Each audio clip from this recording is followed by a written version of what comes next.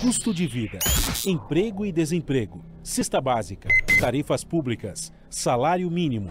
Agora, na Brasil Atual, a análise do DIEESE. Nós vamos fazer contato agora com o supervisor do escritório do DIEESE em São Paulo, Vitor Pagani. Bom dia, Vitor. Bom dia, Glauco. Vitor, a gente tem conversado aqui nos espaços do DIEESE que a inflação ela não atinge todas as faixas de renda de forma igual. E ontem o Instituto de Pesquisa Econômica Aplicada, o IPEA, apontou que as famílias de renda mais baixa foram as que mais sentiram aumento dos preços da economia em abril. A alta foi de 1,06% diante de um resultado de 1% para aquelas famílias de faixa de renda mais elevada. Como é que você vê esses dados divulgados pelo IPEA, Vitor? Bem, Glauco, esse é um estudo, né, um boletim que o IPEA tem publicado regularmente, que mostra como a inflação atinge de forma diferente segundo o extrato de renda domiciliar, né? Então, o boletim do IPEA mostra que a inflação tem prejudicado mais as famílias, os domicílios com baixa renda, né?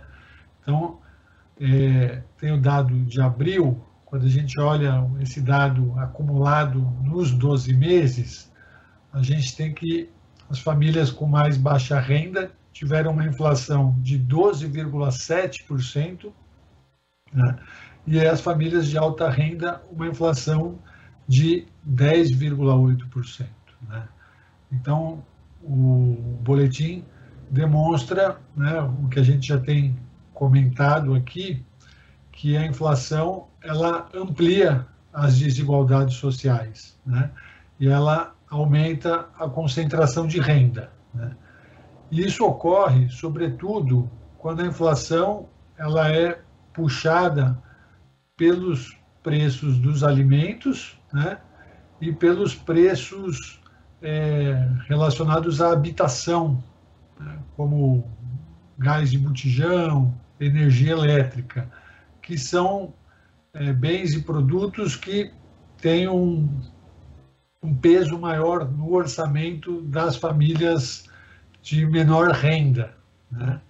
Então, a gente, olhando ali os dados, né, o IPEA considera renda muito baixa aquela renda menor do que R$ 1.726, né?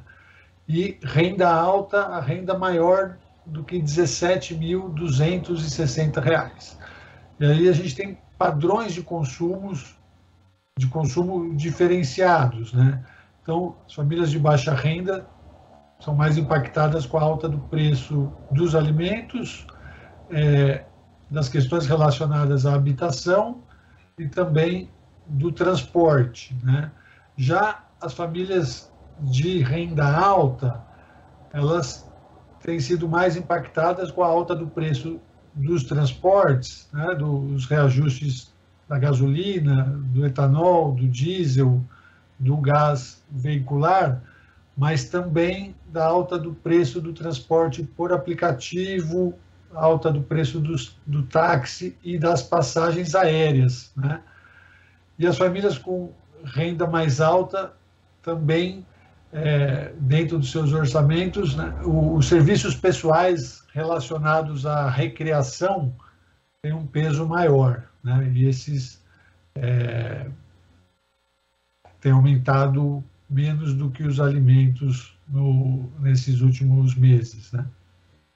A gente observa essa diferença entre os dois grupos, Vitor, você falou, né, na renda mais alta tem os serviços relacionados à recreação, também o impacto, por exemplo, das passagens aéreas, 9,5%, mas é o tipo de coisa que é até contornável. Mas no caso das famílias de renda muito baixa, a pressão vem em especial do aumento dos preços dos alimentos, como você destacou. Aí a gente vê arroz 2,2%, feijão 7,1%, leite 10,3%, óleo de soja 8,2%. Então é aquele tipo de despesa inescapável, né? Porque são orçamentos que são construídos consumidos para comer, para a sobrevivência da família. Então, essa situação é muito mais dramática, obviamente, do ponto de vista da inflação, do impacto que ela tem para essas famílias de renda mais baixa. Sim, com certeza, porque são produtos básicos, né? São produtos essenciais, são produtos que não tem como substituir, né? Não é um produto supérfluo que você pode substituir ou adiar a compra, né? No caso, a gente está vendo a alimentação e as próprias despesas com habitação, né? Não tem como não... Enfim, não tem como deixar de pagar a conta de luz, né, a conta de água, né, isso é produto básico para sobrevivência, né?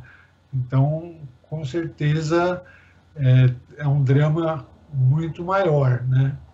E o que a gente observa, Glauco, é que, além dessa inflação ampliar a desigualdade e a concentração de renda, as medidas que estão sendo adotadas pelo governo na tentativa de controlar a inflação, e aí o governo tem adotado uma única medida, que é o aumento das taxas de juros, né, visando esfriar, desacelerar a atividade econômica, né, elas também ampliam a desigualdade social, né? Então, a gente tem nas duas pontas uma ampliação da desigualdade, uma concentração da renda, né? Então, essa alta da taxa de juros, né, ela vai reduzir o investimento, vai manter o desemprego no índice bastante elevado, vai acabar provocando uma desaceleração da economia, né? A gente vai permanecer com a economia estagnada, e, ao mesmo tempo, as pessoas, né, os investidores, o sistema financeiro, os bancos, os fundos de investimento, detentores de títulos da dívida pública vão se beneficiar, né? Então, a gente tem que, tanto essa inflação aumenta a concentração de renda, quanto a medida adotada para reduzir a inflação também aumenta a desigualdade social.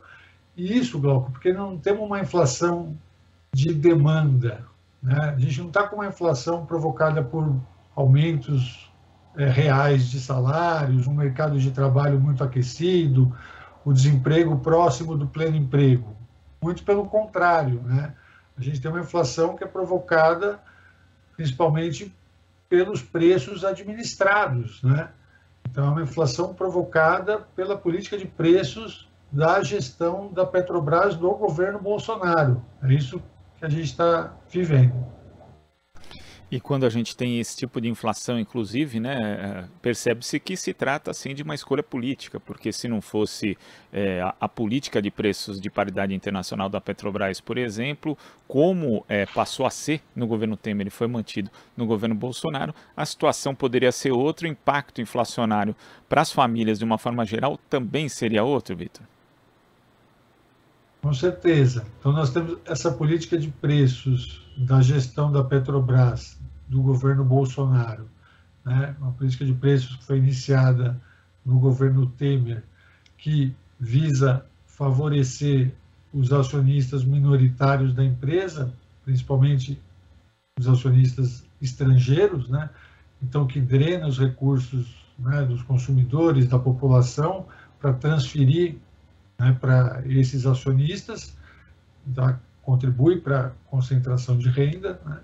Aí nós temos uma inflação provocada por isso, e a medida adotada pelo governo para controlar a inflação é o aumento da taxa de juros, que também, por outro lado, tem o mesmo efeito de concentrar a renda e ampliar a desigualdade social, né?